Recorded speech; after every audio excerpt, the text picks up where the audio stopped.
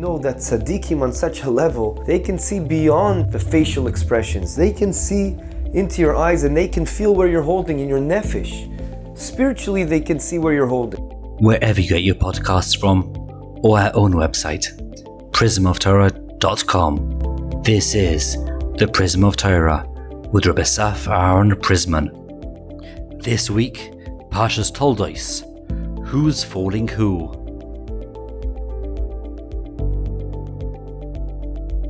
Shalom to everyone. In this week's Parsha, Parshas Toldos, I want to share with you a Nordic idea brought down by the Gaon Rabbi Meir Zatzal in his Sefer Zichron Meir.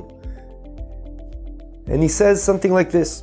It says in the Pasuk that Yitzchok loved Esav, Vayehav Yitzchok es Esav ki tzayid befiv. And Rashi explains that the reason Yitzchok loved Esav, because he used to trick him. Tzad oisoy umerameo bedvorim. He tricked him into making him think that he was a big tzaddik. How did he do that? So Rashi told us he used to ask him questions such as, oh, how do you give meiser on this? Even though it was things that you don't need to give meiser, like salt, etc. But still he asked him. So you see that it seems to be that Yitzchok loved him because of that. Zogt Rabbi Meir Zatzal, and he asked, I don't understand. Harei, how can it be that Yitzchok, who was on such a high level, and we know that tzaddikim on such a level, they can see beyond the facial expressions. They can see into your eyes, and they can, even without seeing, they can feel where you're holding in your nefesh. Spiritually, they can see where you're holding. So how can it be that Esav was able to trick his father, Yitzchok, the big tzaddik, into making Yitzchok think that Esav was a big tzaddik?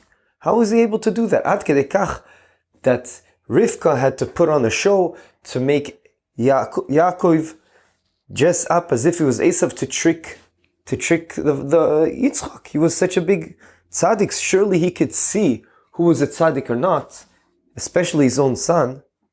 So how can we make sense of this? So he wants to say a big chiddush, which I don't think goes very nicely with the Midrash Tanchuma. But al kol panim, we know there's pardes, different ways of learning the Torah, and each one can teach us a lesson on how to live our lives.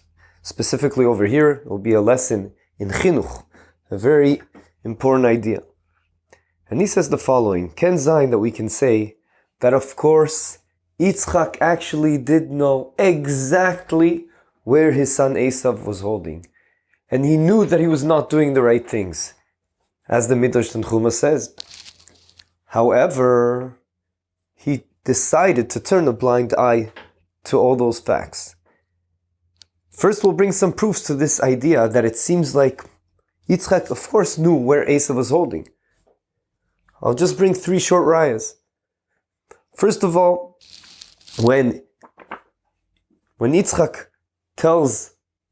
he thinks Esav is in front of him, but really it's Yaakov dressed up as Esav, and he says, come, kshana ve'amushchabni, I want to feel you to make sure you're indeed Esav. Why did he do that? So Rashi explains that Yitzchok said in his heart, wait a second, the way this person's talking in front of me does not sound like Esav. He used Hashem's name, and he says this is what Hashem did, etc. He was saying Be'ezer Hashem, etc. The pasuk is Ki yikra Hashem elecha. Those wordings sound like you're living with Hashem. Surely that's not, I don't think that's Esav. How can it be? Come close to me. Let me feel you to make sure that you're indeed Esav and not Yaakov. And of course Yitzchok thought it was Esav, because when he felt his hands, they were hairy because Rivka helped Yaakov pretend and put something on him to make him think that he was indeed Esav. Proof number 2. What was the bracha that Yitzchok actually gave to who he thought in front of him was Esav, really was Yaakov? It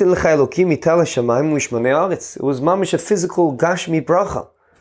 But the real bracha, the bracha of all brachos, which is Birkas Avrom, which Yitzchok only gave later on in the Parsha before he sent out Yaakov to Padan Aram. So that was consciously given only to Yaakov. Why? Because that bracha he didn't want to give Esav. He didn't think he was fitting for it. So that wasn't even a plan to give to Esav. So that's another reasoning to show that obviously Yitzchok knew where Yaakov was holding as opposed to where Esav was holding. And third proof is, as Rashi clearly says, based on the pasuk, when he told Esav, go get me matamim, go get me something that I could eat before I give you a bracha, he made sure he knew, take it from the hefker and don't steal. Don't take it from the gezel. In Perik Kaf Zayin Pasuk Gimel, when it says Vetsudali, so Rashi explains, Ma hefker, not from the gezel. Ela zokt Rab Meir Ruben Zatzal. Of course he knew where Esav was holding. But because he realized that even though Esav was doing a lot of wicked things, but because he realized that he still really cared what his parents thought about him. Ad kedei kach that he always tried to trick them and make them think that he was a big tzaddik. And on top of that, his kibud avayim was phenomenal. It reached a very high level. That's what the Midrash Rabbah says. Ad kedei kach that every time he was misharet and he served his father, he had special clothes he put on. He had big day malchus, royalty clothes that he put on in order to serve his father. And Chazal also tell us that is one of the reasons that is the main reason that Yaakov was a bit scared of Esav, because he knew he had this merit of kibud avayim, which is a huge mitzvah.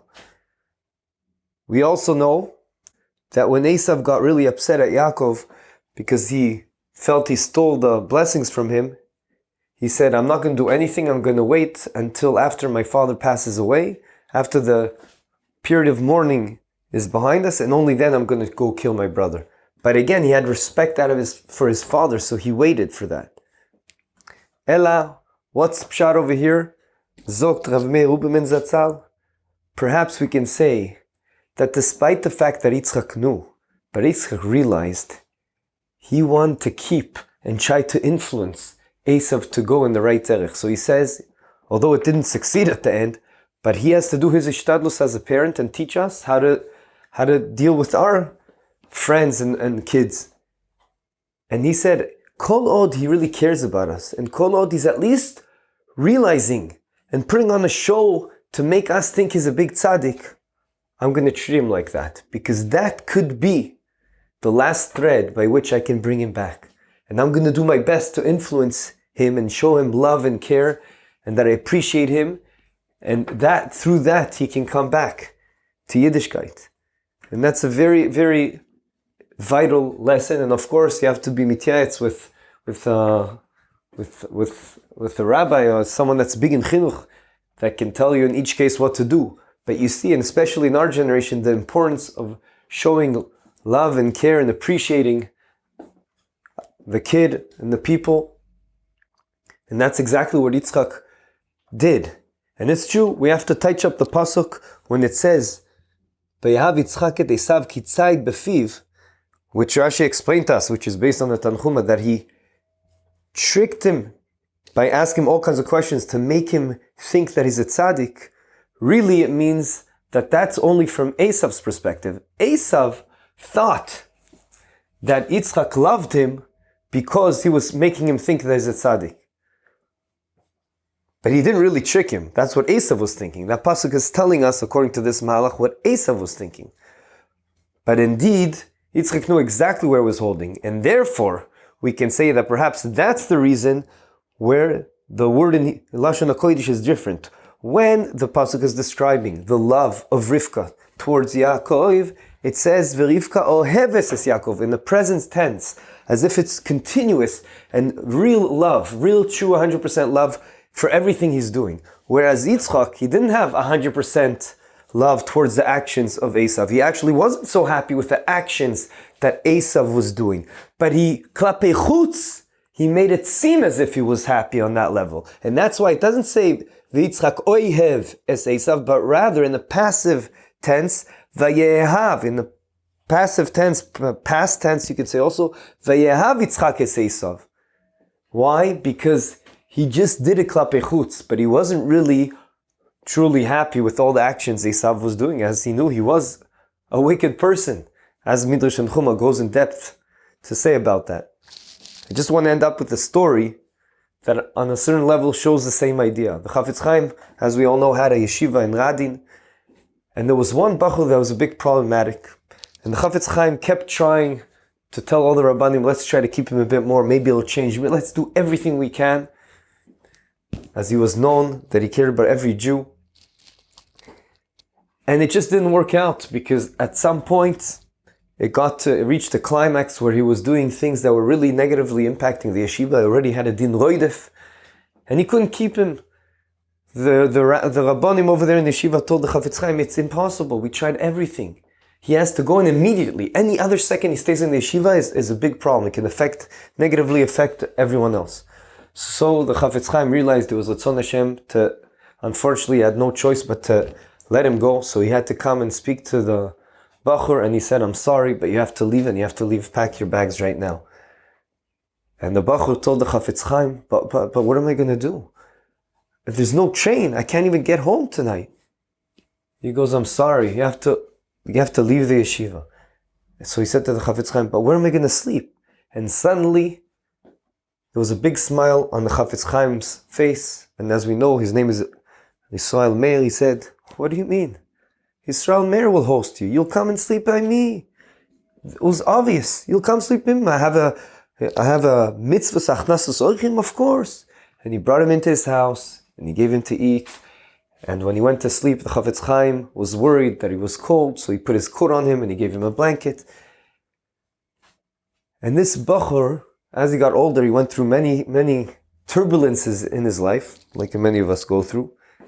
And he always told his close friends and his kids that what kept him in Yiddishkeit and the love for Yiddishkeit was the warmth he felt when the Chofetz Chaim put that coat on him and that blanket.